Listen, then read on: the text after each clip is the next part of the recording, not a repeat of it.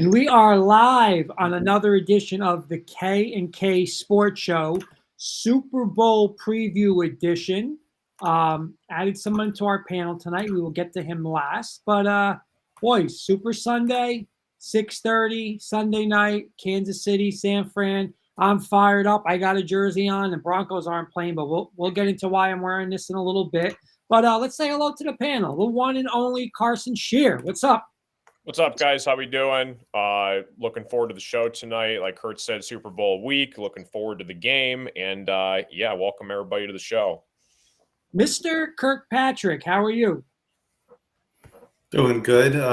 It's not the Super Bowl I wanted. I know it's not the Super Bowl any of us really wanted, but two good teams. I think it'll be a good game and a fun game to watch. So, again, welcome everybody and ready for a nice, fun little Super Bowl show with everybody.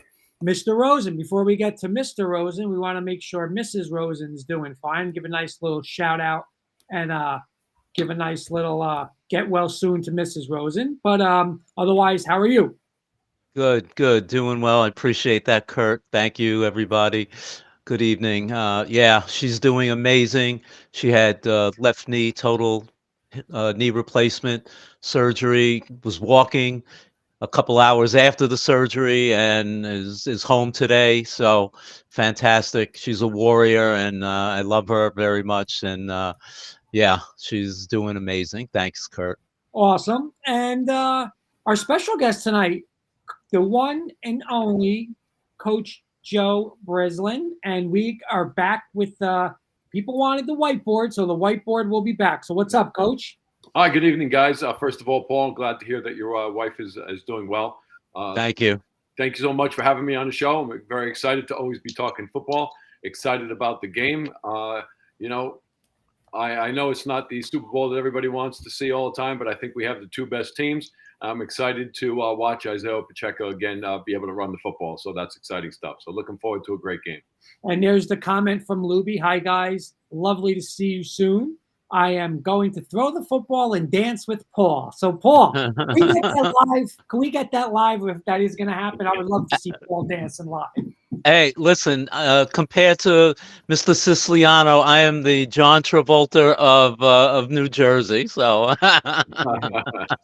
Mr. Kirkpatrick. So I'm going to turn it over to you. Yeah, we got a fun, like I said, Super Bowl preview show. We got Coach Breslin going to do the whiteboard in a little bit. Once give people a few minutes to tune in, get ready for the show. Got some good stuff for you this evening, and going to get it rapid fire style like we always do. Kurt, you got some Super Bowl quick hitters for us. Yeah, I got 7. I'm going to shorten it up a little because we got Coach, so we got an extra person. So I'm going to go with 7, and I'm going to start with the first one, and I will answer it. If your team was in the Super Bowl, would you rather have your team wear your home jerseys or the white? I'm just going to start by this. I'm wearing orange tonight, and orange with the Broncos, pathetic. They got blown out of every game that they've ever worn a Super Bowl of orange, so either blue or white for me. Carson. The home blue jerseys for sure. We killed it in our home jerseys this year. Kenny. The uniform Paul's got on, the legacy blue right there, the old school 1990 Giants blue, Super Bowl 25. That's what I want. Paul. Mixed bag, as Kenny just said. I have my Phil Simms, cover your ears, Kurt, jersey. But hey, Eli won 2 Super Bowls with the white. So, but you always remember your first Super Bowl. So I'll go with the blue home team. Coach. Well, it's been a long time since, now the Commanders have been in the Super Bowl. But you know what? I'm going with the home. I'm going with the dark jerseys as well. Comment from my good friend Patrick Miller, a Bengal fan, saying, let's go Kansas City AFC champions. Today he told me in school, and I saw him, he said, oh, come on, Kurt, you can't root against Kansas City. You're an AFC guy. You got to root for your conference. I said, not me. No way am I rooting for Kansas City. All right. Question number 2. Carson, where are you going to watch the Super Bowl this year? At my house. My grandma's coming over to watch the game. Me and Jenny Hoops will be watching at home. Kenny. With John Travolta himself, Mr. Siciliano. We'll be home. Luby's not going too far, so we'll be home just the way I like it. And Coach. Well, before I get home, because we've been watching the game from home, a tradition that we've had for over probably 25 years is all of the guys that I grew up with. We meet at Riggins Field where we play high school football. We have a flag football game, go to the Park Tavern for some pizza, and then everybody goes home to watch the game. So looking forward to watching it right in my home. Nice. Okay. My next one is, if you Nice. could pick any commentator, like partnership that present or the past that you would want to watch one more Super Bowl with, that duo, that whatever you want to say, that commentary team. I'm going to go and I'm going to pick, I believe it was Phil Simms and Dick Enberg. Rest in peace, Dick Enberg. But I thought he was awesome. And they did Super Bowl 32 in Denver one. So my group would be Simms and Dick Enberg. Carson. I'm going to go old school and new school. I'll go John Madden and Gus Johnson on the call. Kenny. I like that, Gus Johnson. I'm going to go John Madden, but I'm going to go even older school on play-by-play, and that's Howard Cosell and John Madden together. Keith Ruggan, Denver Bronco Roundup, awesome Bronco show, saying good evening, K&K Sports Show. We need a throwback jersey Super Bowl. Point. Oh, The only one and only John Madden and Pat Summerall, the greatest announcers in NFL history. Coach. Well, you know what? Everybody's talking John Madden, and I could always I can say that too. John Madden and Pat Summerall are great, but you know what? For me personally, I would love to see Greg Olson and Kevin Burkhardt, only because I'm biased right now. Like Greg Olson, I coached against and seen him grow, and I think he's done an amazing job and really, really very knowledgeable. So I'd love to be able to see him do a Super Bowl. Mark Calderio saying good evening. What's up, Mark? Hey, Mark. Hey, Mark. Does anybody, I mentioned Dick Enberg, and I love Dick Enberg. Does anybody remember his famous words when he was calling the game? Oh, my. Oh, my. That was it. Oh, my. Yep. Yeah. All right, Carson, cover your ears on this one because you're really not involved on this one, and I'm not trying to be a funny guy on it. Okay. But we're still going to answer it. Give me one Super Bowl that you witnessed your team play that you wish you could have again. I'll start with Carson. Well, I'd love to have the NFC title game back. You know what? Let's just take. I'm giving you that answer. You can Yeah. take the NFC chip this year. Yeah, that's probably my answer because that's the closest we've ever been. So I'd probably say that game back. Jennifer Valenti. Good evening, all, and hello, Coach Breslin. Hey, What's up, Hoops. Jenny? Okay. You know what's weird? Every Super Bowl Denver's lost, they've got destroyed. So really, it's like, what game to come back? I guess I'm going to have to say Super Bowl 48, the one here at MetLife with Peyton Manning. But I'm going to be honest, I wouldn't take any of them back because they were the only giant one was probably the closest one, Super Bowl 21. But other than that, I guess I would say 48. Kenny. It's got to be the Ravens. That's the only one we lost. But NFC Championship game, I'll say the 49ers if I'm going to go for it. If a game I'd want back, where they didn't call that penalty on the to end the game. That was just terrible. But Kurt, you should definitely take back the Broncos Super Bowl here at MetLife because you could have got. I think if you take it back, you would probably go because if you know they were going to win. Oh I yeah, think you would go. Yeah, absolutely. Paul. Yeah, I mean, fortunately, we've won 4 out of 5. In the Raven game, we got blown out, obviously. But that game was close, and there was a really crappy penalty that was called that would have made it closer. But in any event, I guess the Ravens. Coach. Well, I want to bring up one thing beforehand because I know Carson talks about the NFC Championship game, and he was probably either not even born or very young at the time. Yeah. But in the early 90s, one of the best experiences I ever had was the NFC Championship game when the Redskins played the Lions. I was actually at that game, and wow. it was just amazing atmosphere. Nice. But the biggest disappointment, and I have a bunch of Raider buddies, and they still harass me to this day, was when Marcus Allen and the Raiders completely destroyed them in the Super Bowl. So that one hit home pretty bad. Return to Bell is saying hello, guys. What's going on? You know, it's funny, Coach and Paul and Carson. I think we're going to get it. We've witnessed Paul and my Giants. We beat Kurt's Broncos and the Denver Bronco Roundups Broncos. Coach, Right. you beat the Broncos with the Redskins. Now we just got to get Carson to beat the Broncos, and then we could really come out. Boy, you talk about taking a swipe. Patrick Miller's saying Bengals 9. He's a Bengals fan. He's saying Bengals Niners 1980, but he could also probably say 80-88. That one, Yeah, too. Yeah. Bengals, that was a heartbreaker. all right, here's one for you, Carson. Give me a stadium you would like to see any Super Bowl played in. Wow. Any stadium played. I think it would be really cool if they somehow, some way got this to happen, to have like an international Super Bowl where it's outside the U.S. Like they've had games in Germany before. I think it'd be really sweet. Obviously, the Eagles announced they're going to Brazil, so I think a stadium outside the U.S. one year would be sick. I'm going to take Lambeau Field. You know, I'm going to say Lambeau Field.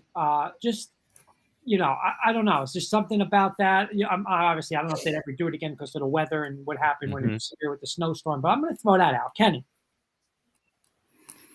You stole mine, but I'll go in the same direction.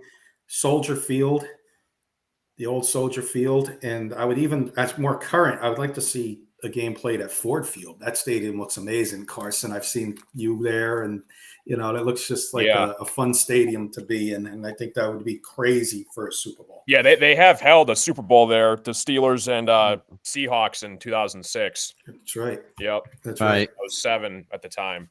Elijah saying Lumen Field, and then Jody Moncrief saying the Astrodome. Stephen Armstrong, good friend, former coach, ex-coach with him, saying too cold in Green Bay, Kurt.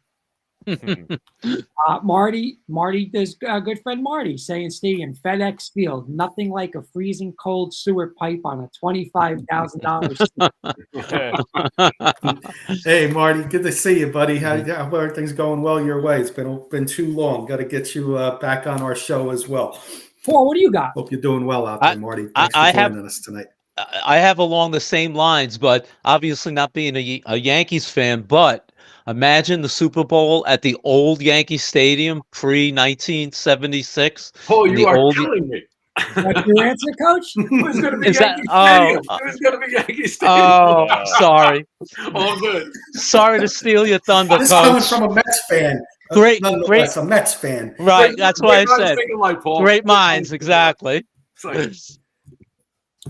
Coach, Yankee Stadium? Well, yeah, you know, it was funny when he started bringing up Yankee Stadium. I'm sitting there going, how cool, right? Rutgers played the pinstripe ball. How cool would it be to have a Super Bowl in Yankee Stadium? It would be really awesome. But you know what? You know, even this year, having something in Vegas, you know, I think that's a pretty cool thing. You know, when I went there a couple of years ago, and they were just building the stadium, and it's just unbelievable. It's beautiful. So you know, I think that's going to be pretty exciting for people to go to Vegas to watch a Super Bowl. So. All right, guys, I got 2 more. Wait. Can I just interrupt 2 seconds? Kurt, imagine somehow if they were able to play a Super Bowl in Madison Square Garden. Hey, crazier things have happened. I'm telling you. I'll never say never. You know. I know. All right, I have 2 more. Carson, if you had your choice of a game, right? And when I say your team's in the Super Bowl, your options are either A, be at the game, 2, be in the city, like in your city. Obviously, like you're different. You guys live in the city, like so, like in a sports bar in your city or at home. Wow. I would say in the city. Yeah, I think surrounded by thousands of fans from your city, especially if it's the Lions like us who's never seen it before. That was our original plan, and we got a little bit too far carried away at halftime last week. But yeah, I wish it was in the city. I would be there. Yeah, I'm with you, Carson. And you know what? I mean, obviously I'm not in Denver, but Mustang Harry's, the Bronco Bar.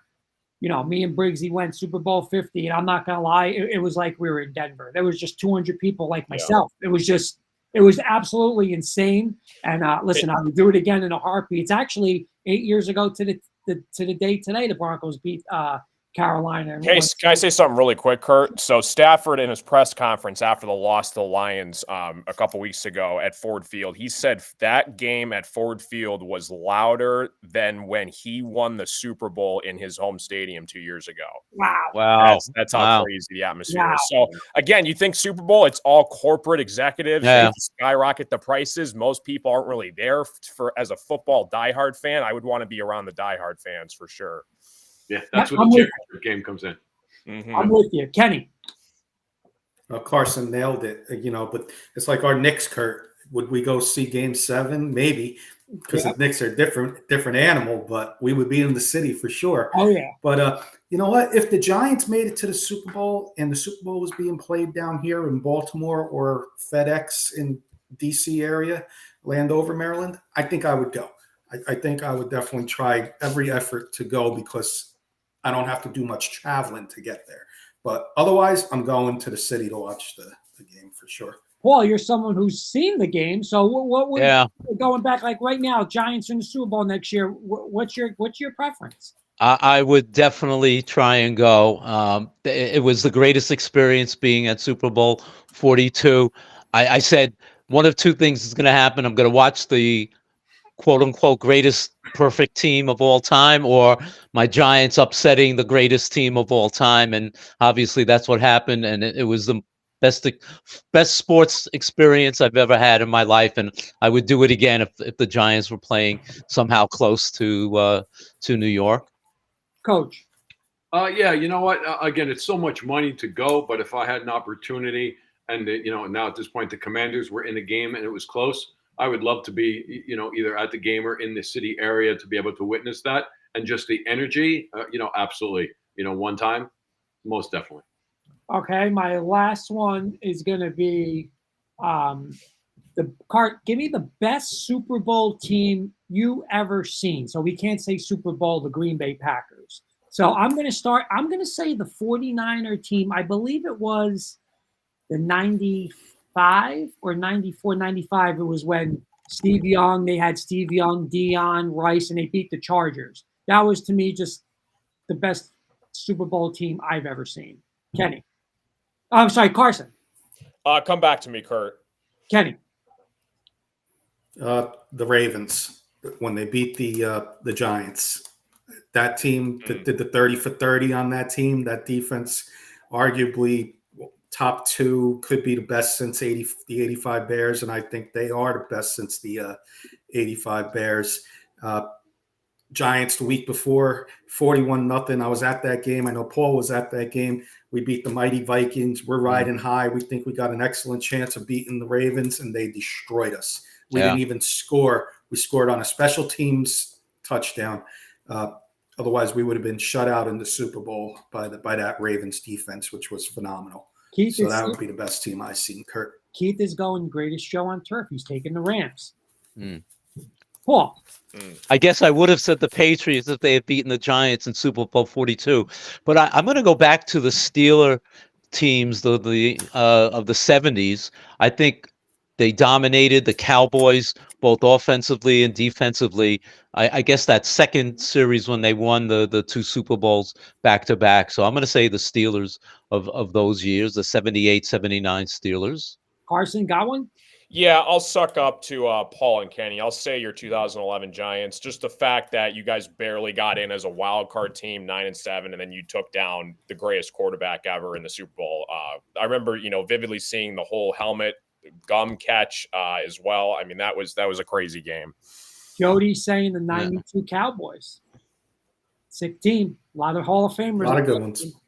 Coach. I'm going to go with the Bears. I'm a defensive guy. That Bears defense was just unbelievable. And, Jim McMahon, again, Walter Payton, those guys were just amazing. But their defense was just phenomenal. So I'm going to go with the Bears. Coach, do you actually know? Quick question for Coach, Kurt. Okay. Kurt, I got a quick one for Coach. Go ahead. It's on the Bears because 85, I was 10 years old, coach. I was just starting to learn football. 85 Bears or that Ravens defense? How close was that Ravens defense to the Bears? 85 defense. Oh, I think there were, you're talking Mike Singletary, right, for the Bears, and then you're talking Ray Lewis. Yep. So you had guys in both situations. Those defenses were phenomenal. The Ravens had Reed. The Bears had Fencing, right? So, very, very similar. And you know what? They were, in reality, they were the same defenses, right? Because Buddy Ryan was the coordinator, right, for the Bears, and his son Rex was probably right. Wasn't he the coordinator at the time for the Ravens? So it was the same concepts in some situations. So very, very similar defenses, without a doubt. Joey Clams is saying the 76 Oakland Raiders, loaded Hall of Famers, physical and dominating. Jody Moncrief is saying the 89 49ers. Oh, that was the 55-10 debacle with Denver. But, Coach, real quick. I almost said that. I heard this the other day, and I want to say ESPN ranked every, 58? What is this, Super Bowl? Oh, They ranked all the Super Bowl from 59 through 1 or whatever, 58 through 1. And you know what the best team that they picked? The 90, yeah, I saw that. 91 Redskins. They picked the most dominant team, Coach. Really, 91. They were really good too. That was Mark Rippon, wasn't it? Rippon and Riggins, I believe, was on that team. They were really good. They had the Hogs, right? They were really good. Gary Clark, yep. Yeah. Kurt, I saw that article. I sent it to Kenny. Don't even get me started because where that guy rated the Giants was absolutely BS. So I'm not taking anything away from your 91 Redskins, Coach, but believe me, I just shook my head when I read that. Anyway. Well, let me ask you this question. Nobody has said anything about the Dolphins, and they were undefeated. Yeah, that's true. So, should they be on the top of the list? Yeah. Coaches, Jody's saying that Redskin team had 4 Hall of Fame linemen. Wow. Yeah. That's pretty damn good. Wow. Well, when we talk about winning football, what do you need? Exactly. Right. Mm-hmm. Hope the Ravens Yep. are listening because they don't do it what they need. But otherwise than that, Mr. Kirkpatrick, that was my quick hitters for the night. Great job, Kurt. Coach, got you for one more quick segment before we get into your whiteboard. Paul's got a fun one I think you're going to like. So you got a few more minutes? Sure do. All right, Paul, I'm going to pass it off to you, my friend. We do this every year. It's been a tradition. And this year, I'll let you explain what you got for us. All right. Thanks, Kenny. So like Kenny said, we started a tradition for the Super Bowl show. We sort of compare the two, not just teams, but also the pop culture of the two cities, and we incorporate some food questions and things. So you'll see, Coach. So of course, San Francisco, City by the Bay, Kansas City, barbecue capital of the world. So my first comparison: San Francisco, Ghirardelli chocolate or Kansas City barbecue, and we'll start with Coach. I'm going with the barbecue. Give me the barbecue. Listen, I like chocolate, but you know what? That's a little too high end for me. Give me the barbecue. Kurt? Chocolate. All right. Kenny? As much as I love chocolate, I can get chocolate anywhere. You give me the Kansas City barbecue, I think it's going to be special. Guys, I agree.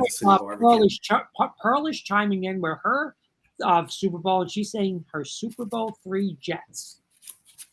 Hi, Ms. Pearl. Nice. Thanks for joining us Nice. tonight. Kurt's Thank doing you. a Broncos show in 10 p.m. Eastern, so 8 p.m. Mountain Time. Pearl's a follower of the Broncos shows, and welcome, Pearl. Thanks for joining us tonight. Carson? Yeah, I'd have to go barbecue as well. Me too. All right. Hall of Famer Willie Mays for the San Francisco Giants, or Hall of Famer George Brett for the Kansas City Royals? Coach? Oh, Willie Mays, without a doubt. I'm a huge fan. I'm going to say George Brett because, listen, I was a big Bo Jackson fan growing up. So, I watched a lot of those games. So I'm going to take George Brett. Nice. Kenny? I gotta go say, hey kid, Willie Mays over the. We're talking football over the catch, football catches. Well, Willie Mays making those catches in center field. Willie Mays had give fine me talk Willie in his Mays. club, I heard. Carson? Willie Mays, he didn't use a cork in his bat. Yeah. Nice. I got to go with my father's favorite player, Say Hey Willie. 1980s San Francisco dynasty or current Kansas City Chief dynasty? Coach? You know what? Right now, I'm going to still stay with San Francisco, their dynasty. I think, Kansas City's getting there, but I think the teams of the 49ers pretty darn good. Okay. Kurt? Yeah, absolutely. San Fran. Come on. Okay. Listen, they're all some of them are softball tosses here. Well, Kenny? real quick, Patrick Miller is saying, say hello to my friend Tom Diaz. So I guess we're getting Tom Diaz is watching us, boys. Guess we're saying hello Thank to you, Tom Tommy. Diaz. Hello, Mr. Diaz. Thanks for joining us. Thank you, Tommy. Kenny? You know what? I'm gonna go right now. I'm gonna go San Fran. Did it with Steve Young. Did it with Joe Montana. But if the Chiefs win this one, they're getting close because they're doing it with a bunch of different players as well. Just the only two that have been there have been Kelsey and Mahomes for all of them, pretty much. So I'm gonna go right now 49ers, but the Chiefs are getting there. They're getting close. Carson? Yeah, I'm with Kenny. I think 49ers, they got 4 rings, but the Chiefs are on their tail. If they win Sunday, that'd be number 3 for them, and they got 6 more years left before it's 2030, so they could easily tie them. But right now, Niners. Yeah, I agree with you. Okay. Joe Montana, San Francisco. Joe Montana, Kansas City quarterback. Real quick, Sherry Williams says, only here for a second. Go 49ers. Let's go, Sherry. I'm with you, Sherry. Let's go. It's my cousin, everybody. Love you, All cuz. right. Thanks for hanging out for a couple minutes with us. Nice. Go 49ers. Let's By the go. way, Pearl and Jody both said San Fran, Kenny. Coach, which Joe Montana? 49ers. Yeah.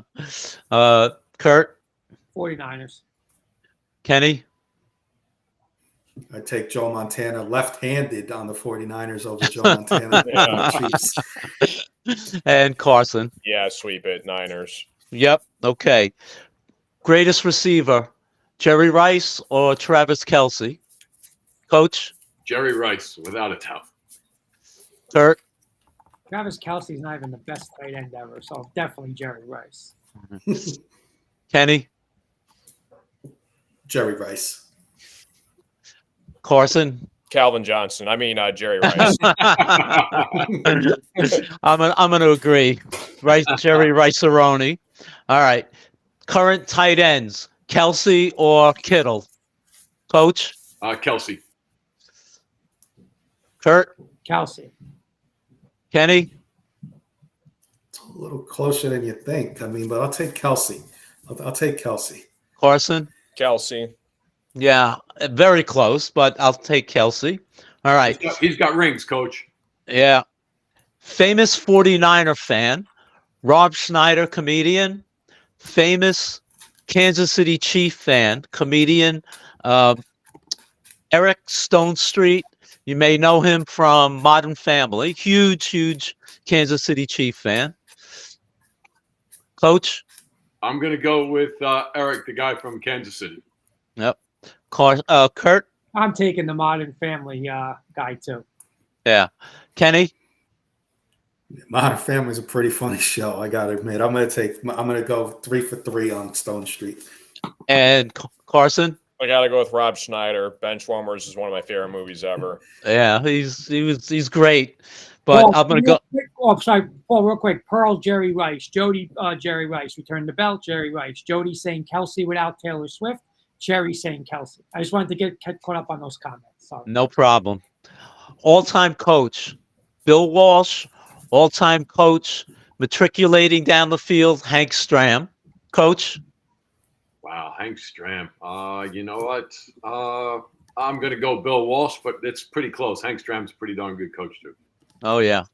Kurt? I got to go, what is it, the West Coast offense innovator, right? I'm going to take Bill Walsh. Kenny? I'm gonna go Hank Stram, even though I haven't, obviously it's too young to watch Hank Stram, but talent-wise, I think Walsh had a lot more talent than Hank Stram. So I'm going to go Hank Stram as over Bill Walsh for that reason. Carson? Yeah, I'll go Bill Walsh. Carson, I just got a text from Joey Clams. You ready for this? You're not going to I'm ready.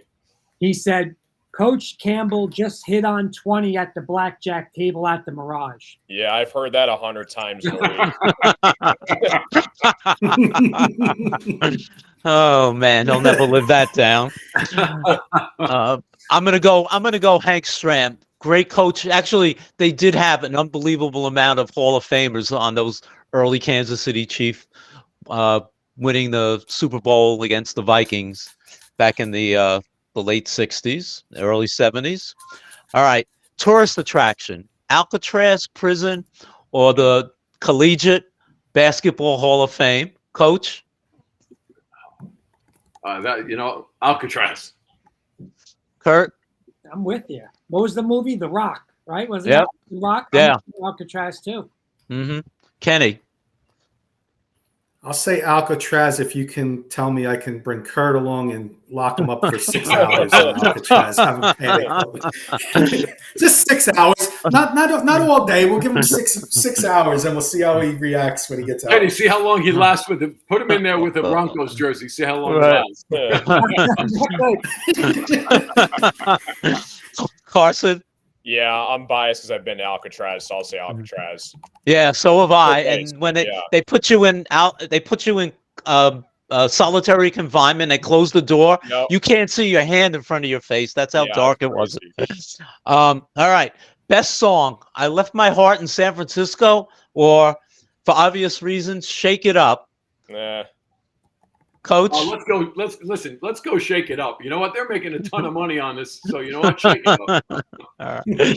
Kurt? Shake It Up. I'm a bit. Listen, I like the Taylor. I'm a Swiftie. I'll say I'm All a right. Swiftie. We'll see how much in my next question. Kenny? I'll go 3 for 3, Taylor. I like Shake It Up. It's pretty much my favorite song she sings.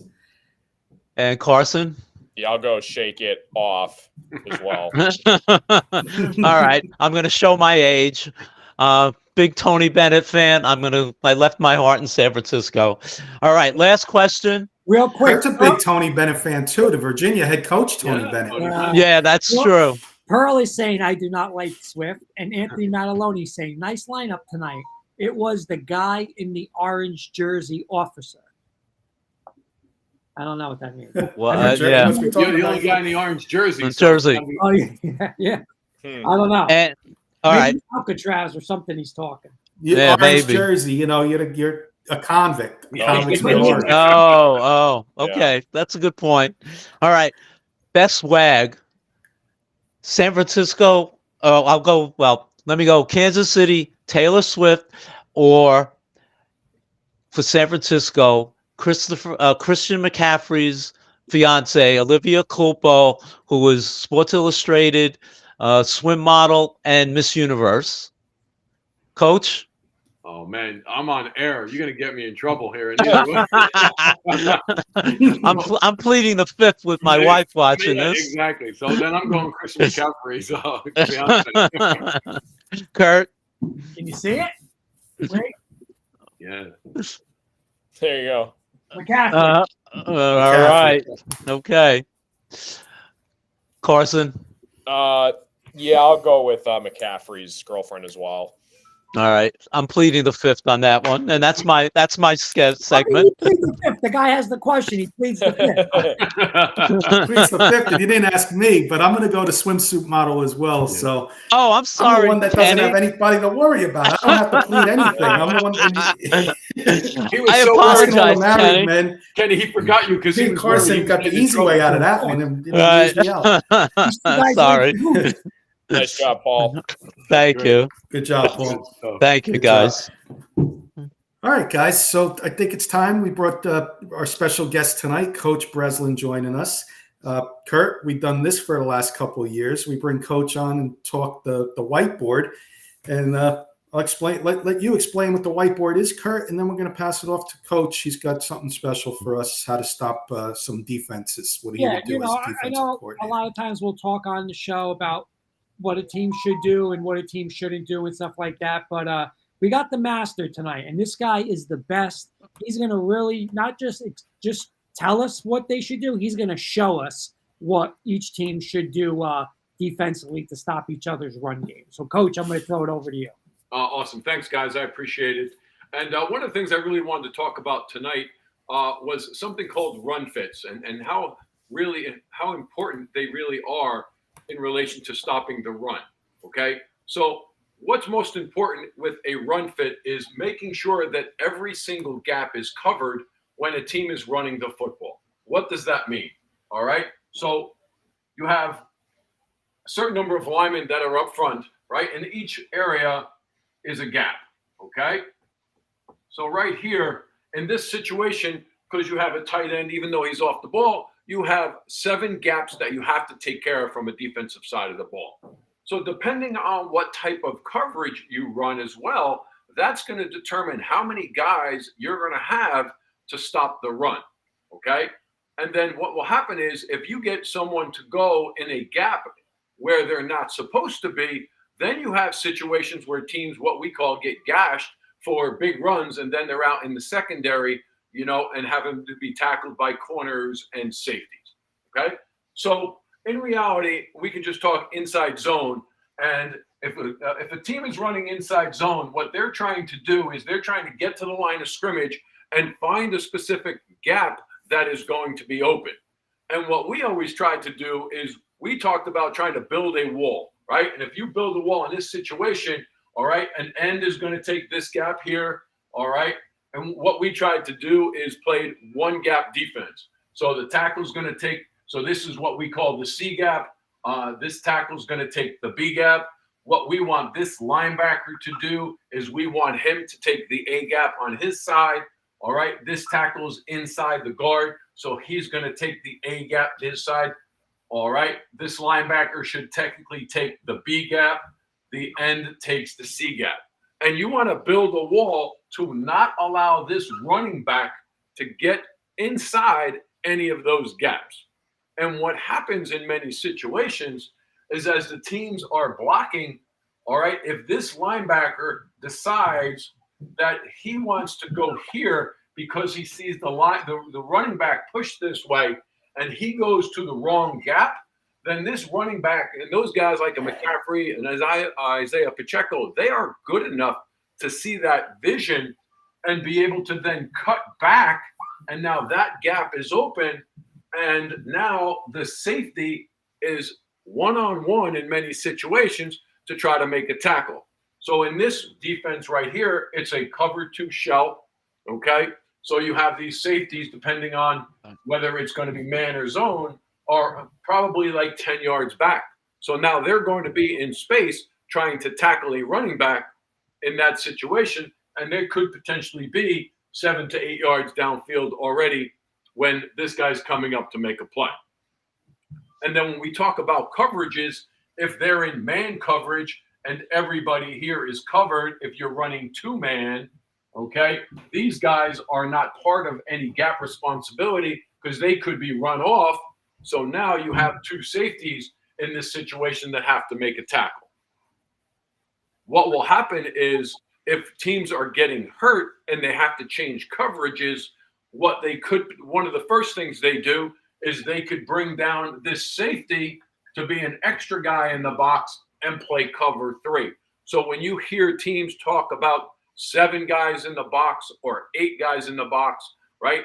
Having extra guys in the box allow a defense to be able to help stop the run.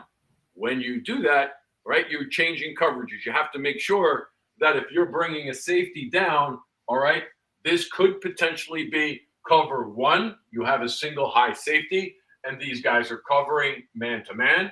It could potentially be cover 3, playing zone, and bringing a down guy, an extra guy in the box to stop the run.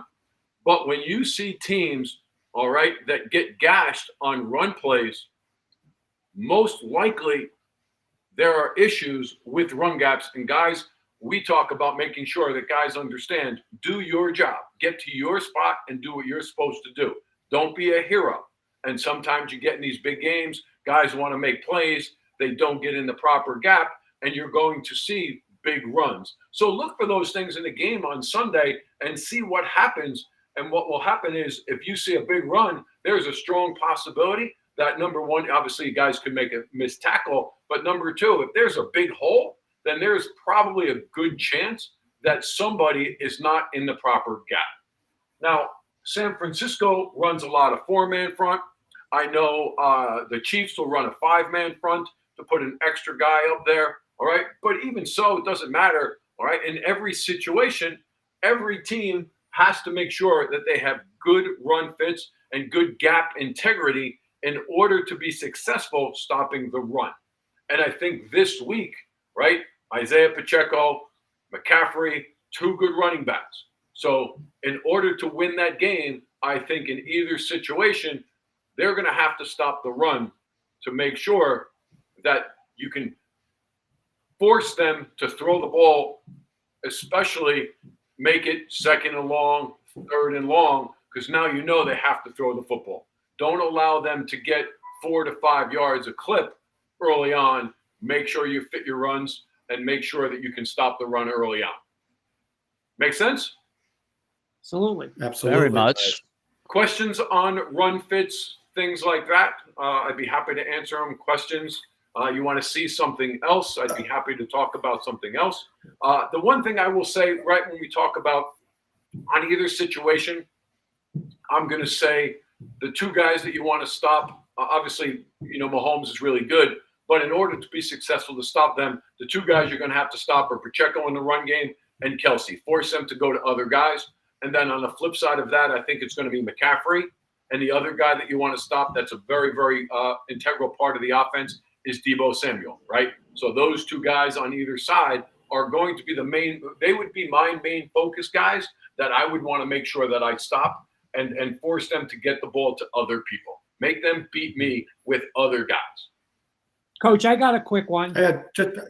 All right, then I got one after you, Okay. Kurt, and then we'll let Paul and Carson ask too. Real quick, we're going to hear probably a lot on Sunday, maybe about like what's called like a run blitz, right? So would you come out and would you have a couple of run blitzes, or would that be something where you can't stop them in your regular personnel, you're having a problem and now you have to incorporate some run blitzes? Or would you just say, hey, 1st down, I'm throwing a run blitz at them? And can you just explain that a little bit?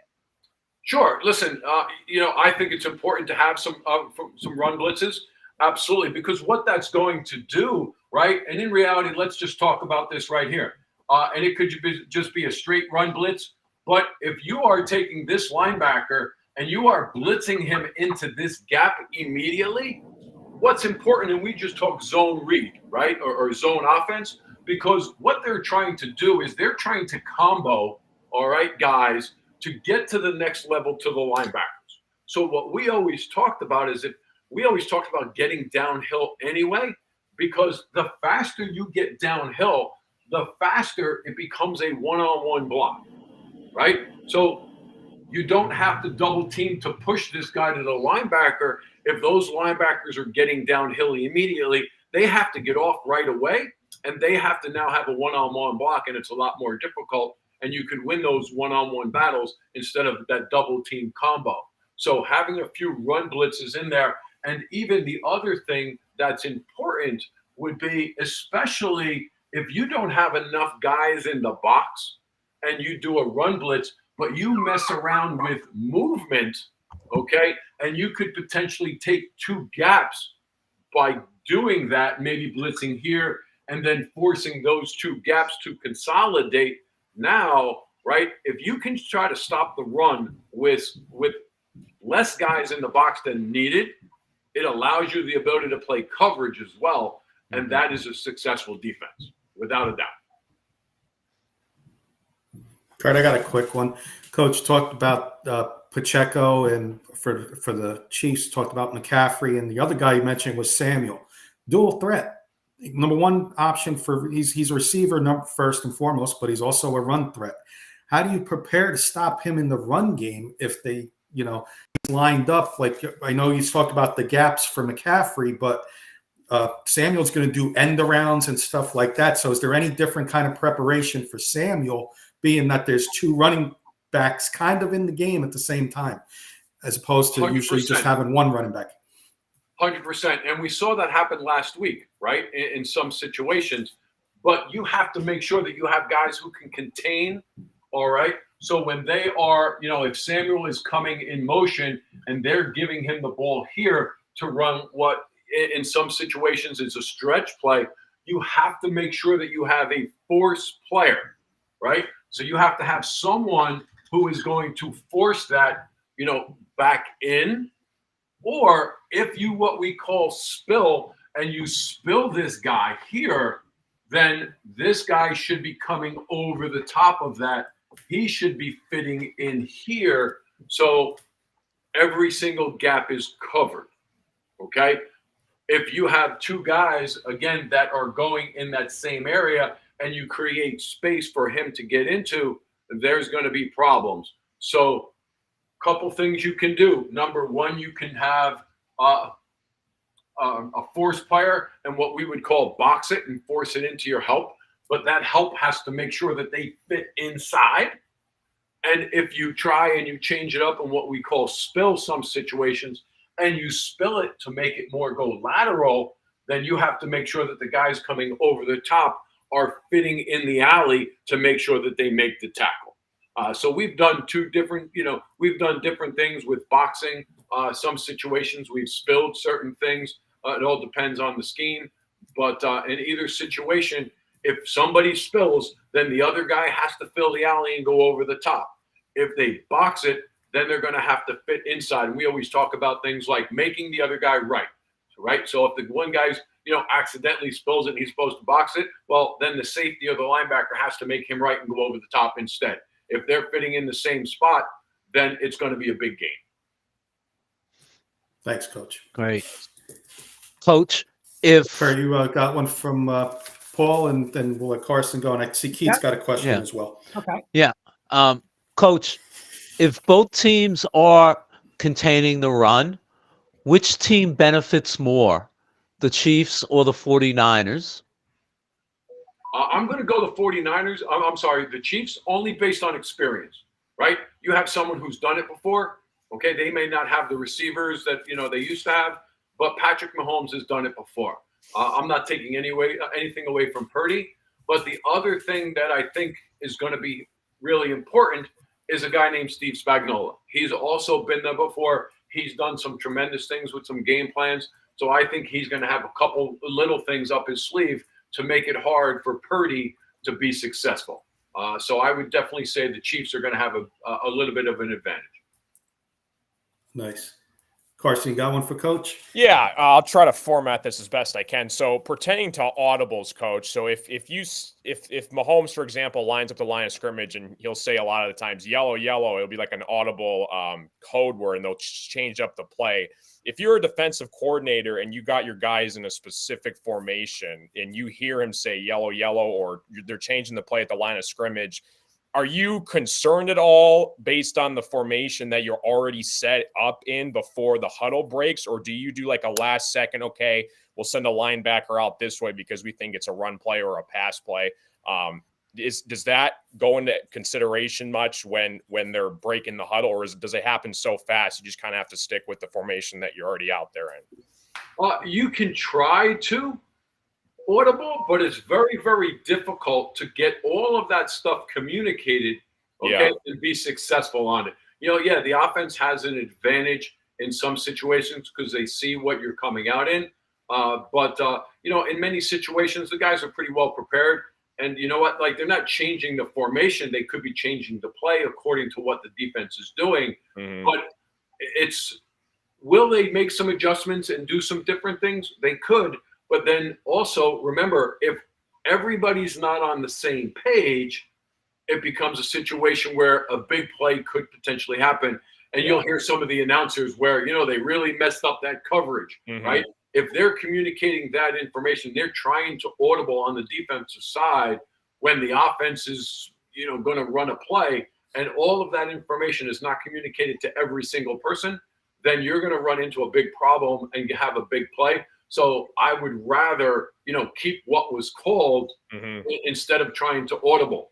Now, what will happen sometimes too, teams come out of a timeout and you're in a certain formation and you have a certain call, are you going to come out in something a little different? 100%. You don't want to come out in the same thing because they just came back and said, hey, FYI, they're in this one. Let's try this. So you change it up. But I think on the fly, right in the middle of a defensive call, when the offense is audibling, it really becomes very difficult to try to get everybody on the same page at once to try to change that call. Gotcha. Thanks. Nice. Kurt, got one from Keith, and then we'll let Coach go. Carson, just to add to that before the Keith question, right? I think what's important when you prepare, knowing what the formations are going to be in some situations are also going to be, from a defensive standpoint, help dictate what some of those calls are going to be, right? So when I prepared, one of the things I would always prepare, and sometimes it was pretty anal, but, based on guys who had numbers, right? Depending on, if Kelsey is always lined up over here and Pacheco's lined up over here, what is the play going to be? In some situations, you can get a good idea, right? If he's lined up on the other side. So, the guys will know defensively because they, like Paul, we talked about the ability to know what offenses are doing or what defenses are doing. It really comes down to execution. Gotcha. I'll read Keith real quick, Kenny, and I think he's asking, Coach, how do you disguise your defense against, I guess he's saying motion, especially if you're playing man and they're running any kind of motion. Do you run with it? Do you check out of it? Like, what's your thoughts when you start seeing an offensive, some motion? What do you do? Well, if you're playing man, you have to run with them, right? The offense is trying to dictate, to determine what's happening. Are you in man? Are you not in man? A lot of teams now play split coverages, right? So they're going to play, you'll hear Kansas City will play zone to one side and they'll play man to the other. So there could be situations where it's man on that side, that guy goes in motion, but on the other side, they're playing zone. So you may not have to run with them. So that could mess them up a little bit, right? Or you could run into a situation where we were just talking about, where you can, if they're going to do all of that stuff, you can check the zone if you're in man and check the zone to, again, change it up. The one thing that I always like to do, if possible, is I always want to look the same and then try to do something different late, bringing a guy down or, changing the coverage based on when the ball is snapped to do it late. So it's always going to look like we're in a too high shell, but then it's going to be, maybe it's cover one, maybe it's cover three, maybe it's going to be a two-man, whatever, and change it up that way. But if you're in a situation where the guy's going across and you're in true man coverage, you have to go with him. No matter what, you have to go with him. Awesome. If you don't, you get out. Yeah. I got one more for Coach. Unless you guys got something else, I got one more quick one for Coach. Being it's Super Bowl week, Coach, we can't let you go without giving us your Super Bowl prediction and MVP of this game. But before that, Coach, I definitely want to thank you for coming on tonight. Always a pleasure to have you. And like I said, it's been way too long. I'm not going to ask you for your Commanders pick on draft yet because I want to bring you on before the draft and we'll talk some Commanders because you do have the number 2 pick. So love to hear your thoughts on the Commanders. So save that for the next time you come on with us. But I will tell you this. I will tell you this. MVP. I am paying the Bears a lot of money right now.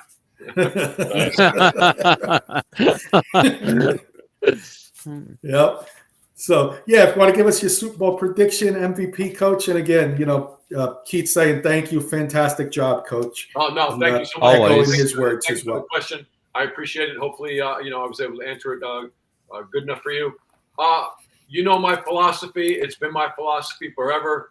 You know what? Run the ball, play defense. Who do I think has that best capability right now is the Chiefs, okay? They have a solid run game. They do what they need to do on the defensive side. Steve Spagnuolo is a tremendous D coordinator. Listen, does San Francisco have a bunch of weapons? Yes, they do. Okay, but defense wins championships. I think they have the better defense. Patrick Mahomes and Pacheco, I think they're going to be able to run the football on them, shorten the game, right? You have all those weapons on the other side, shorten the game as much as you can, limit the amount of opportunities that the 49ers have. And, I think that they will win the game. Oh, so Coach, you're saying they, for all my Denver friends, so the quarterback for the winning Super Bowl doesn't have to throw for 440 yards and touch.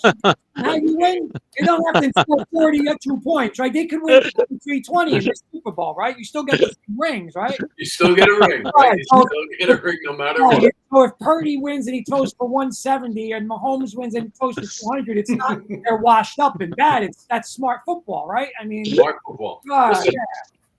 Hey, listen, if San Francisco could run the football consistently and then allow the opportunity for Purdy to do his thing. Listen, he's a good player, don't get me wrong, right? Play action, do the things that he's successful at. You know what? Again, both teams are very, very good. Again, it's going to come down to who can run the ball successfully and execute, right? And who's going to play the best defense. So right now, I think that Steve Spagnuolo and the Chiefs defense is a little bit better than the 49ers defense. So that's why I'm picking the Chiefs. Kenny, And can I just say one thing, Nice. Kenny? Real quick. Coach Breslin, Yeah. you officially fully retire from high school coaching. Kenny, can you imagine him on a weekly show on All In on High School Sports? Coach, throw up this wing tee. How do we stop Buck Sweep? You must watch it today. Everybody be watching that. Coach, do the jet sweep. How are we stopping this jet sweep from Old Japan this week? How are we stopping it? Must watch. Have players. You need players. There you go. I could draw up the best X's and O's in the world, fellas. Okay? But if my Johnnies aren't as good as your Joneses, guess what? It doesn't matter. Very good. Yep. Great job, Coach. Mahomes MVP. Keith is saying Great job, Coach. Quarterbacks are MVPs, right? Quarterbacks are the MVPs 99% of the time. So I'll go with Mahomes. Keith, Coach, did you hear that? Keith is saying Coach gets his own show. All right. Mhm. Look at that. I like that. I like it. I Nice. like that. Go. Let me just Coach, switch my thanks again. screen. We'll catch up with you soon and enjoy the Super Bowl. And thank you again. Good seeing you, Coach. Hey, thanks, guys. Great job, Coach. Great job. Coach, Great job. Thank you. Great job. Thank you very much. The Have a best good night. right Amazing. there. Yep. Amazing. The one and only He's- Coach Breslin. No matter how many times he comes on, you learn something else. Oh, he's the best. I'm Yeah. telling you. Yep. He's awesome. Yep. Yep.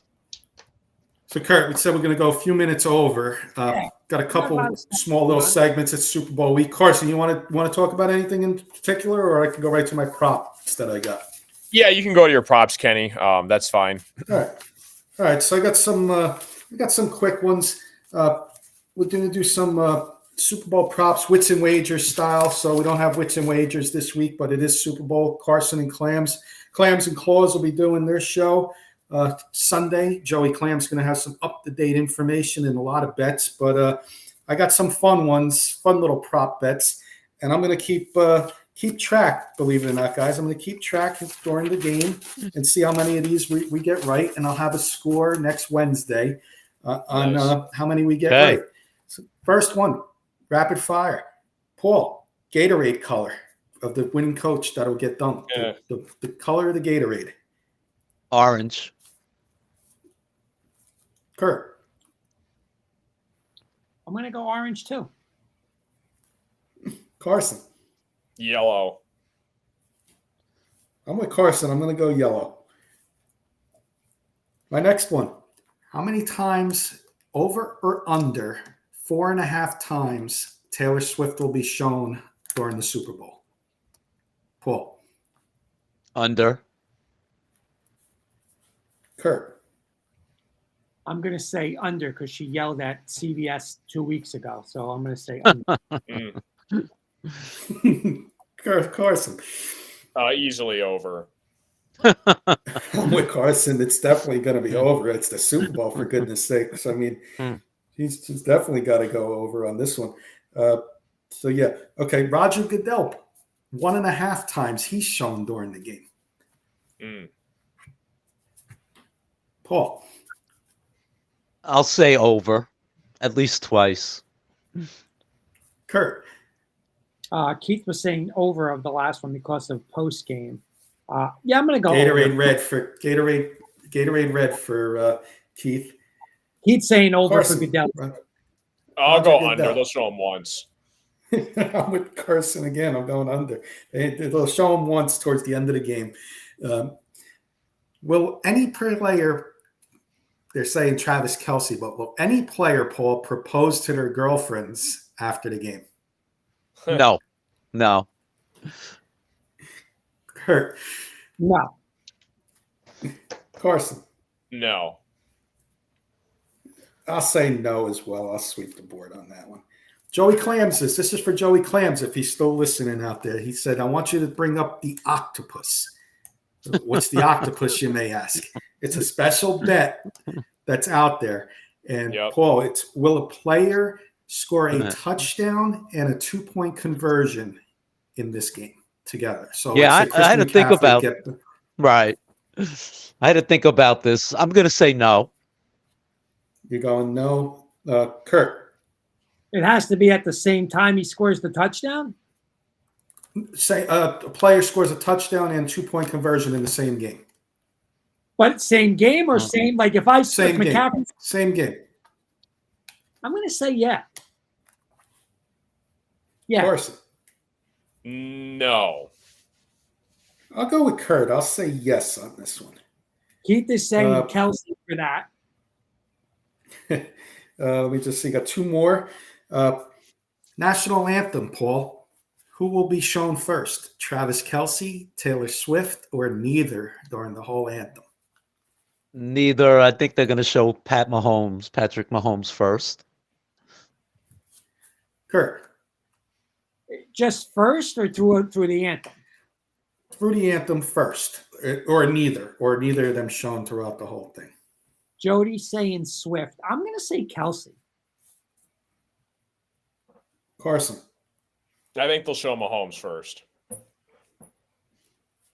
I'm going to go with Kelce. I'm going to go with Kelce on that one. And my last one, will the game end in a scoregami? For those who don't know what scoregami is, that's a game, that's a number, 2 teams total. That's never happened before in football. We had one this year, 70-20. Kurt Jody's Broncos was a scoregami.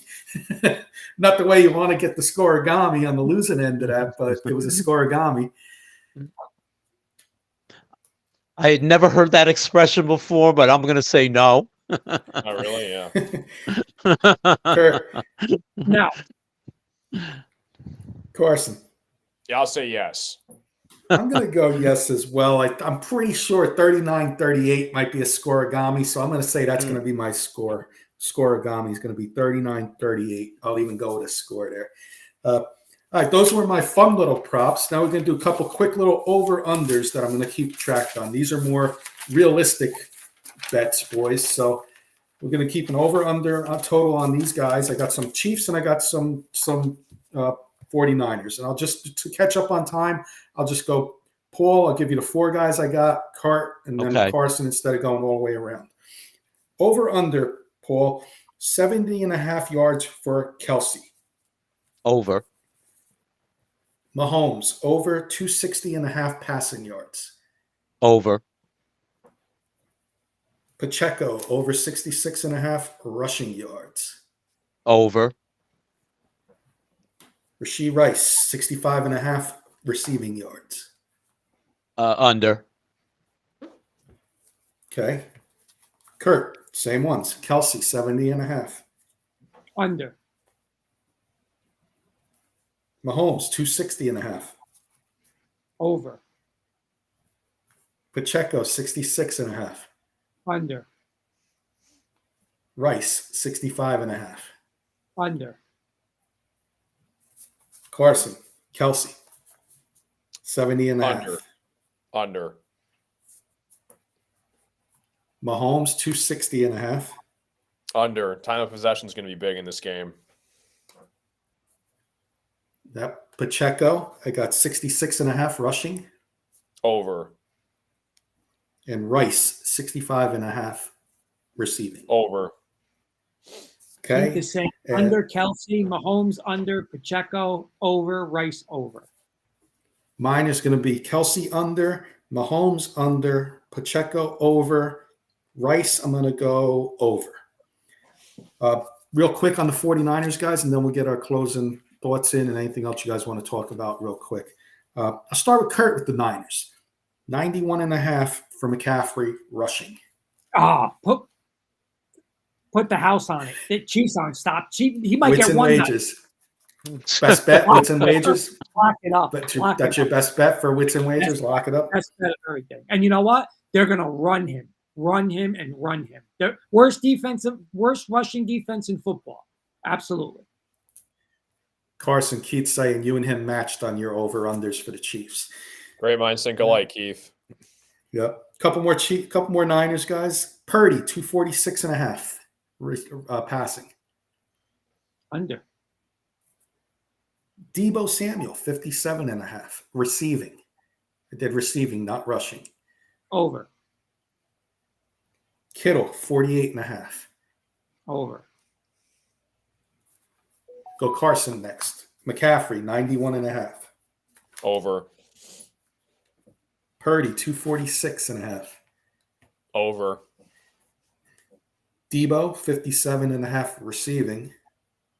Under. Kittle, 48.5 receiving.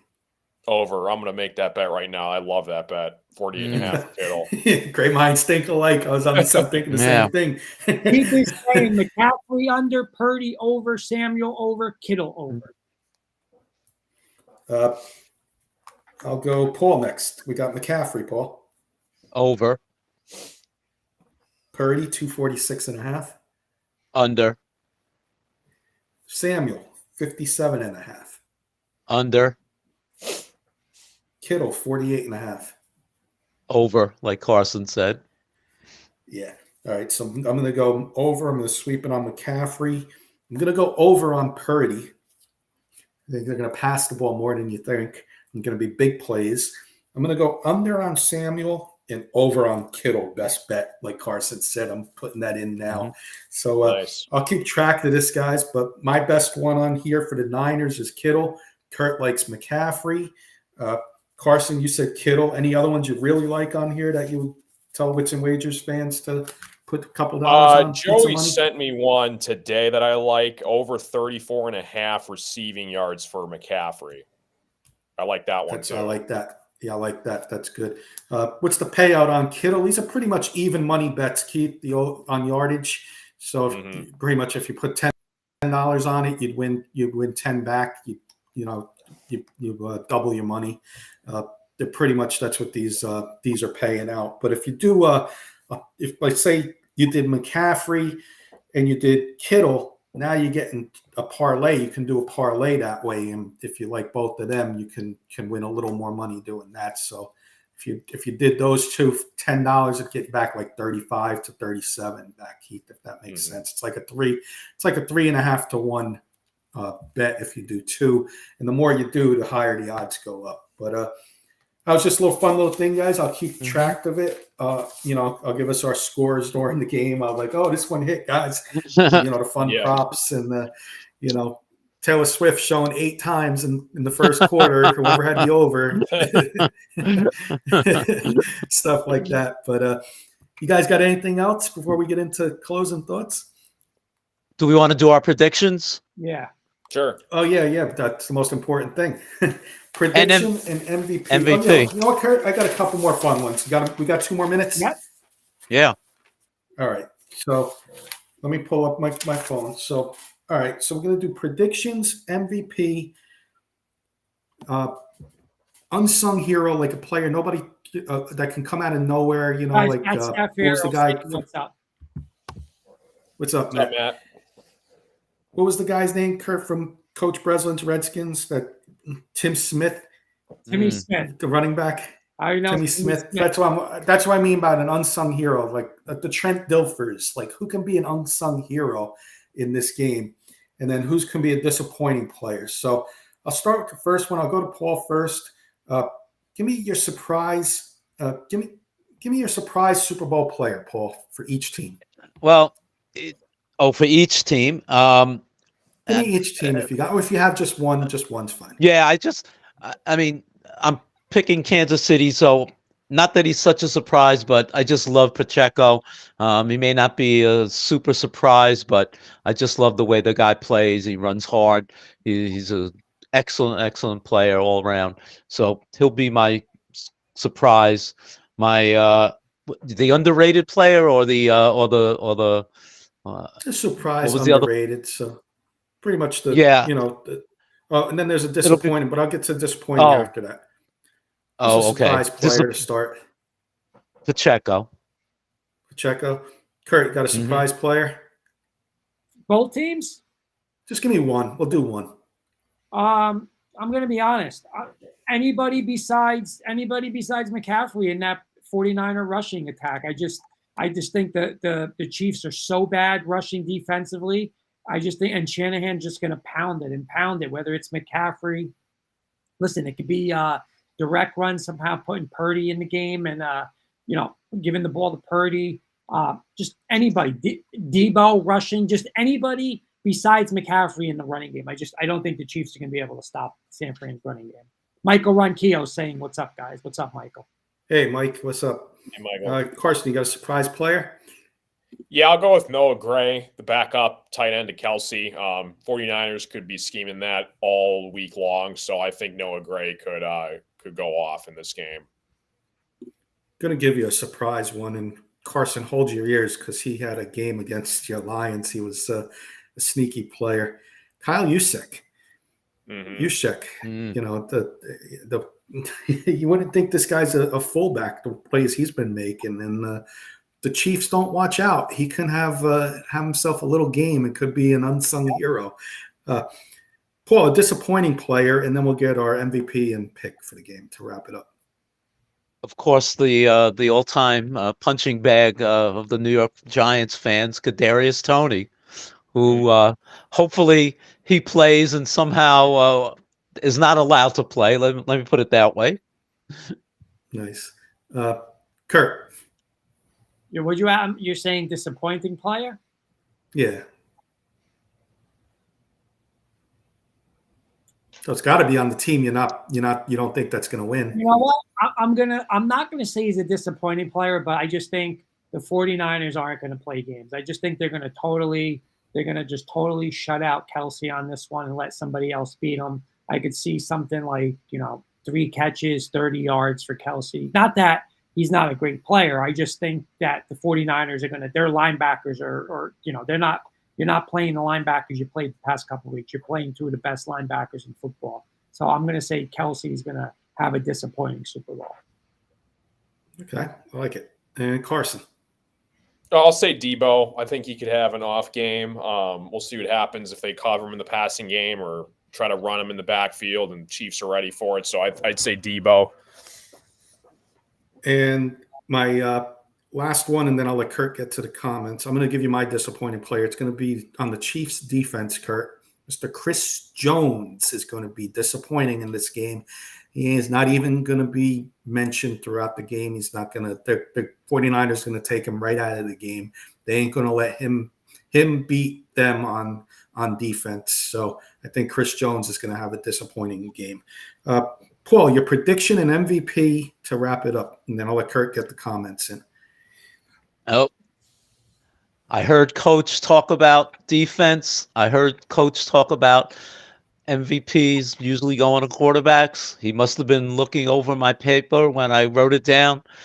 On our show on Monday, I predicted the Chiefs would win 27-24. I'm going to stick with that. Harrison Buckner, last second field goal.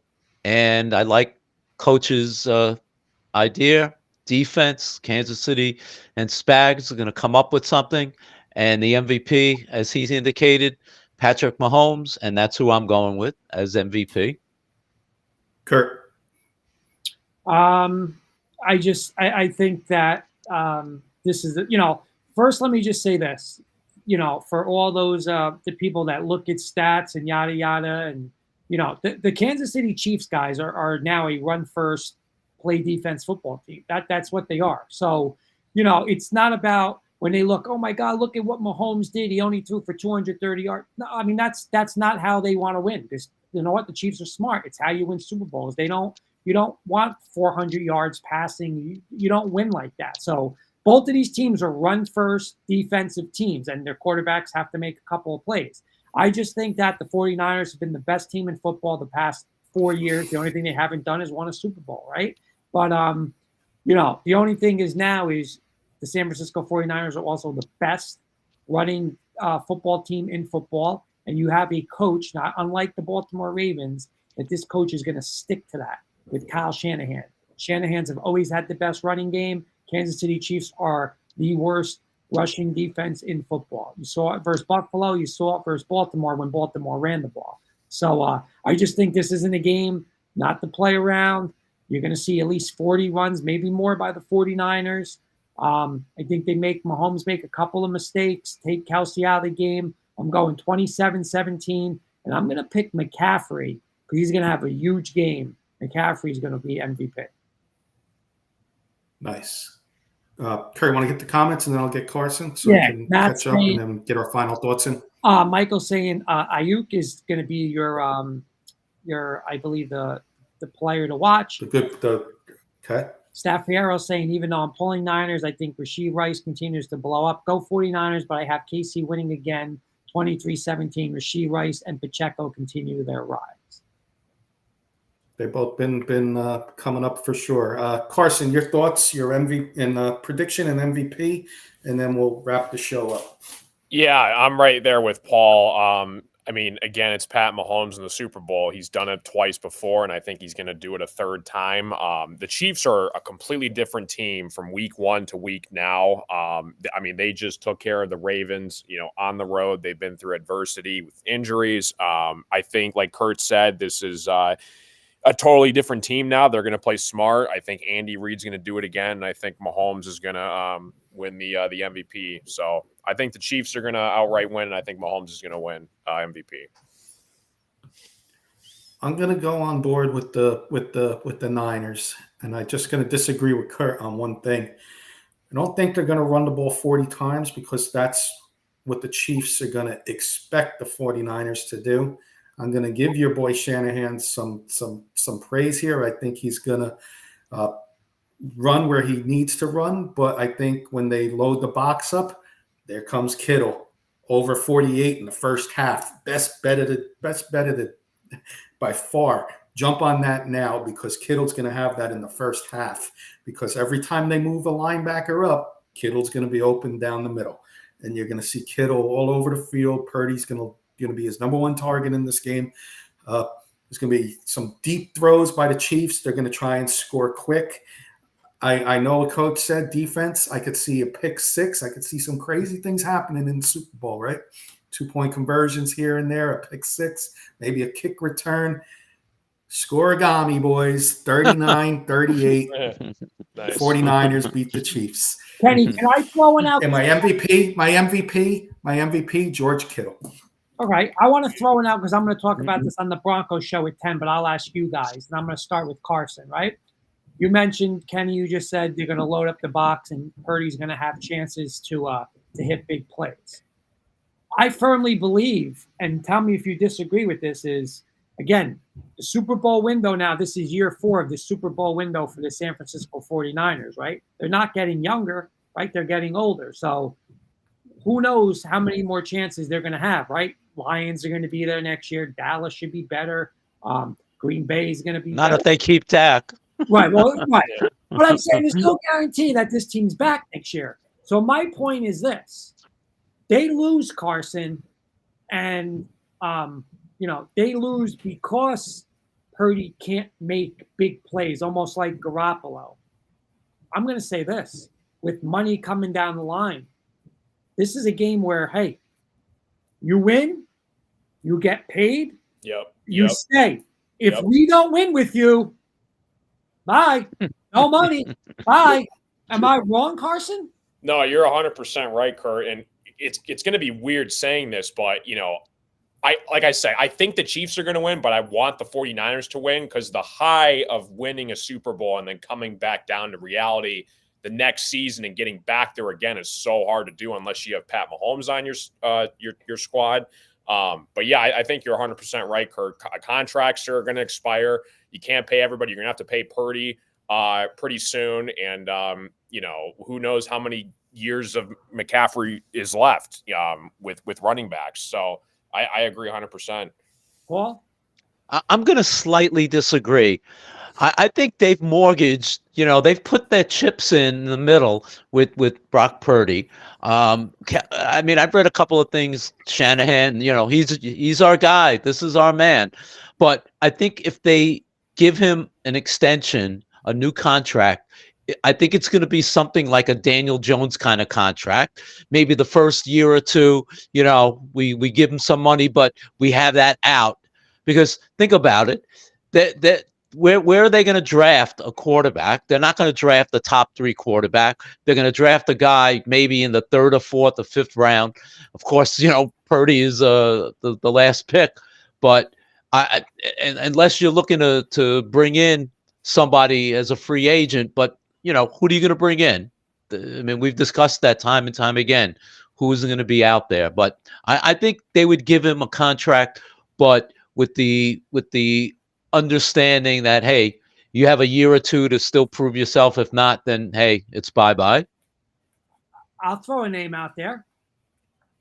I mean, if Brock Purdy can't get it done this year, I take a certain number 3 from Denver and put him in that Shanahan system and pay him $1 million and let the Broncos pay 40. And I'd rather have Russell Wilson than Brock Purdy win a Super Bowl next year. Because I'm telling you now, Brock Purdy don't win this week, I'm not paying him $30 million. It's just to me, it's just not happening. You want $30 million? I don't care what you have to do, get the job done this week. Kenny. I'm with you and Carson. I mean, I've watched Brock Purdy look good on plays, but he also looked very bad on some plays against the Lions. I mean, some of these throws he makes, it's like this ain't a $30-40 million quarterback. It's a system quarterback. And you know what? If it's a system quarterback, you can find system quarterbacks throughout the NFL. So I think for sure if they don't win this week, it's got to be mentioned, and hey, we don't need the quarterback. We're different than everybody else in the league. We don't need the quarterback. We got the system. So if that makes any sense, like you said, Russell Wilson is out there for $1 million, but you bring in somebody I'd rather bring in somebody like a Baker Mayfield for that money over. You laugh way on. This is where money's money, but just say they move on, right? If I'm Kirk Cousins, first off, how much money do you need, right? He signed $90 million. Play for $15 million. Imagine Kirk Cousins with Kyle. I mean, Kyle Shanahan always wanted Kirk Cousins. Imagine him with that team. I mean, that's where these people got to understand. Do I want to go to Minnesota and win 7 and 8 games, or I have a shot to go to San Francisco to win a championship? So, real quick, Clayton saying we get in our quarterback this year. My guys, I truly think we do cheap for 5 years. Groom him Peyton's way. Denver Broncos for life, baby. Let's go. That's from Clayton. All right, Mr. Kirkpatrick, you want to do final thoughts? I think we should do final thoughts, Kurt, because you have a Broncos show coming up. Otherwise, I could do another 5 hours of this with you guys. But we got to get your Broncos on. We got a lot of Bronco fans that look forward to watching you every Wednesday, and we don't want to disappoint them. So I'll be quick. Hey, it's Super get some final thoughts in. It's Super Sunday. There's nothing like it, especially if your team's in it. If it's not, you know what, though? I'm going to be honest. I'm glad. I've always said, if my team can't be in it, I want to have a rooting interest against a team I don't like. And Kansas City, I do not like. And there's ties to San Francisco, right? You got McCaffrey, you got Shanahan. So I'm a huge San Fran fan on Sunday. Let's go. Great show, boys. Carson. Yeah, good show as always, guys. Love talking sports with you all. Good luck this weekend. I know there's going to be a lot of betting, one of the biggest betting events of the entire year this Sunday. So be smart, be responsible, don't be an idiot, and enjoy the game this weekend. Well, And Carson, Kurt, hold on real quick, because we got some new people following us late in the show. Carson, can you tell them about your little YouTube sports channel that you got that they can follow you on YouTube? Yeah, thanks, Kenny. Yeah, it's the Carson Shear Show. So I mostly covered anything Detroit sports news, but I also break a big news in the NBA, NFL, any big national headlines I talk about and cover as well, mostly in shorter, former content. But yeah, you can find me on Facebook now. I just made a Facebook and Instagram page, the Carson Shear Show. Carson, you going to trade us Awesome. Alex Thanks, Carson. Burks or what? We're gonna find out tomorrow. Graham is saying Chiefs will win sadly. Paul. Great show, guys. Graham? Thanks, Coach, for coming through again. Wonderful whiteboard session. Always a pleasure. And guys, thanks so much. And hey, it should be a great game on Sunday. And Mr. Kirkpatrick. No, not the Super Bowl I wanted, but I will be interested on the Wits and Wagers portion. I'll be making some prop bets to keep me entertained for the 4 quarters. Hoping for all those Bronco fans that follow us and everybody that the 49ers can pull it out. I know, you guys long suffering over there watching the Chiefs win every year. So be pulling for the 49ers. They said, we were all Lions fans. We adopted Carson's Lions and we fell just short of getting there. But hopefully next year, Carson, you can be in the hunt again. And hopefully our Giants can be somewhat competitive next year and get closer as well. But hope everybody enjoys the Super Bowl. Big thank you to the audience. A lot of interaction tonight. Huge thank you to Coach Breslin. Yep. And we will catch you next Wednesday, Valentine's Day. We'll get back to you on when we're going on and who's coming on and who's not coming on, because we may or may not. May postpone that. We'll let you guys know. Okay, boys. Have a good one.